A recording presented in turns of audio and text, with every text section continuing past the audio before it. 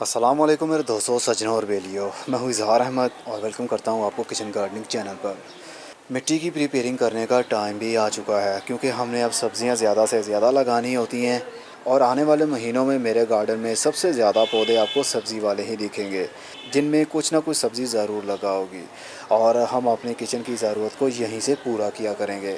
उसके लिए मैंने मिट्टी ली है जिसको बालू मिट्टी कहते हैं, नर्सरी से मिट्टी लाया हूँ और इसके अंदर मैं मिक्स करने वाला हूँ वो डस्ट यानी लकड़ी का बूरा है, पत्तों की खाद है और कोकोपीट है।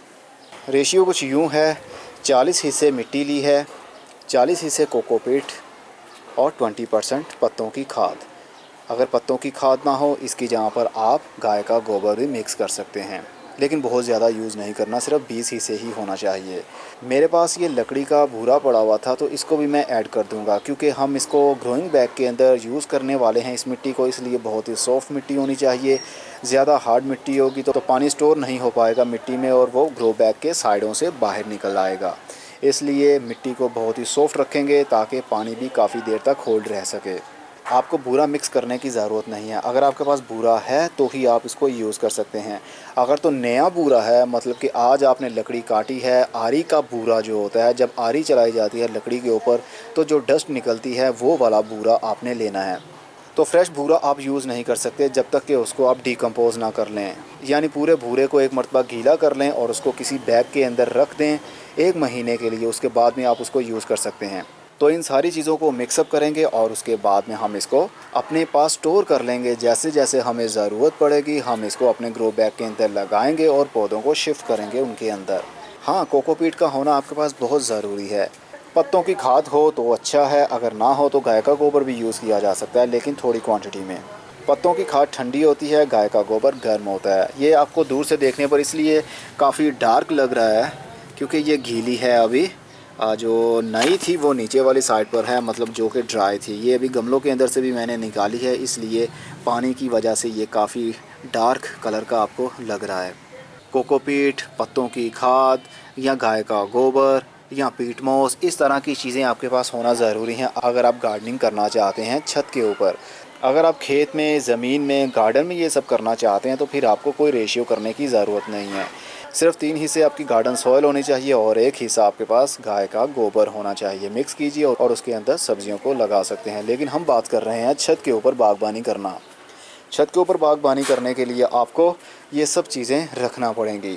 अब बात ये आती है कि कोकोपीट, पीट मोस, पत्तों की खाद, गाय का गोबर, इस तरह की चीज़ें हम यूज़ करें तो कितनी बार यूज़ करनी पड़ेंगी?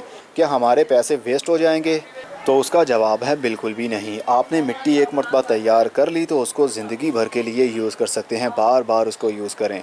जब आपने जिस बैग के अंदर सब्ज़ी वाला पौधा लगाया है, जब उसका सीज़न ऑफ हो जाएगा तो उसके अंदर जो मिट्टी है वो ज़ाया नहीं होगी, बल्कि उसको निकालिए, दोबारा से प्रिपेयर कीजिए और दोबारा से बैग के अंदर भर के नया पौधा शिफ्ट कर सकते हैं।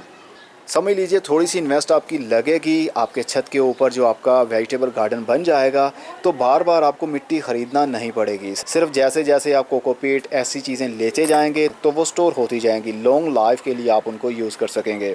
दोबारा से मिट्टी को, पुरानी मिट्टी को बैग के अंदर से निकाल के या गमले के अंदर से निकाल के प्रीपेयर करने का बहुत ही आसान तरीका होता है। जब पौधे की लाइफ ख़त्म हो जाती है या पौधा किसी वजह से मर जाता है तो मिट्टी को आप बाहर निकालिए, उसको बारीक कीजिए, हाथ से ही बारीक कर सकते हैं।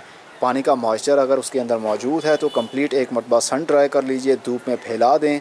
जब मिट्टी कंप्लीट खुश्क हो जाए उसके अंदर जितने भी बैक्टीरिया होंगे, मतलब कि हार्मफुल बैक्टीरिया और कीड़े होंगे, वो मर जाएंगे हीट की वजह से। उसके बाद इस मिट्टी के अंदर आप 20% गाय का गोबर या फिर पत्तों की खाद मिक्स करके दोबारा से इसको यूज़ में ला सकते हैं।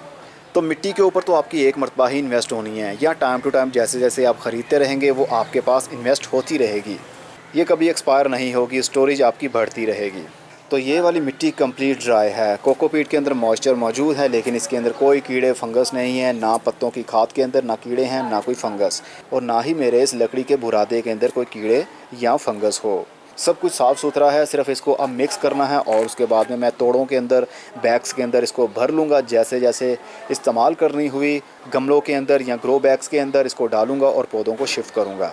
तो आप भी अभी से प्रिपेयरिंग शुरू कर दीजिए, भर भर के बैग आप रख लीजिए, जैसे जैसे आपको ज़रूरत हो आप यूज़ कर सकते हैं। अभी ये थोड़ी सी मिट्टी लेकर आए हूँ, ये एक तकरीबन 1 तोड़ा है।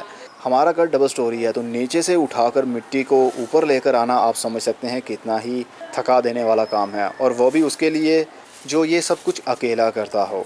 सुबह मैंने मिट्टी डाली, उसके बाद में ये चीज़ें रखी पास में, तो काफ़ी टाइम भी लग गया मेरा। लेकिन कोई बात नहीं, छत के ऊपर ऐसी चीज़ें ही हमें रखनी हैं जिनका ज़्यादा वेट ना हो।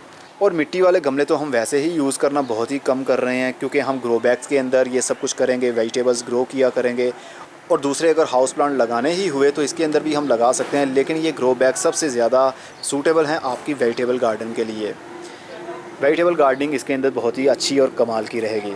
तो आप भी मिट्टी की प्रिपेयरिंग अभी से शुरू कर लें, ये कभी एक्सपायर नहीं होती, इसका कोई टाइम पीरियड नहीं है। जैसे ही आप सबको मिक्स करके थोड़ा सा मॉइस्चर मिट्टी के अंदर होना चाहिए। जब आप सब चीज़ों को मिक्स कर लेंगे तो पानी का उसके ऊपर शावर कीजिए और उनको बैग्स के अंदर डालकर शेडी एरिया में रख दे जहाँ पर डायरेक्ट धूप ना आती हो।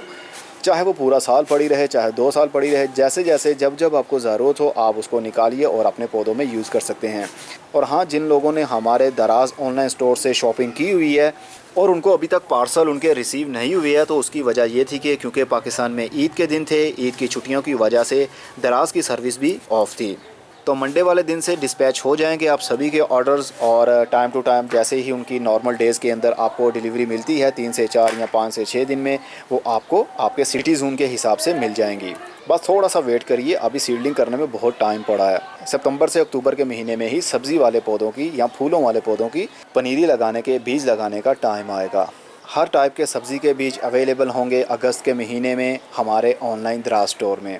हमारे ऑनलाइन दराज स्टोर का लिंक मैं डिस्क्रिप्शन में डाल रहा हूँ, अगर आपको अभी तक मालूम नहीं है तो विज़िट कर सकते हैं। आप अपने मोबाइल में दराज एप्लीकेशन डाउनलोड कीजिए और हमारे स्टोर से आप ऑनलाइन काफ़ी सारी चीज़ें गार्डनिंग से रिलेटेड जितनी भी चीज़ें होंगी वो आपको अवेलेबल होंगी।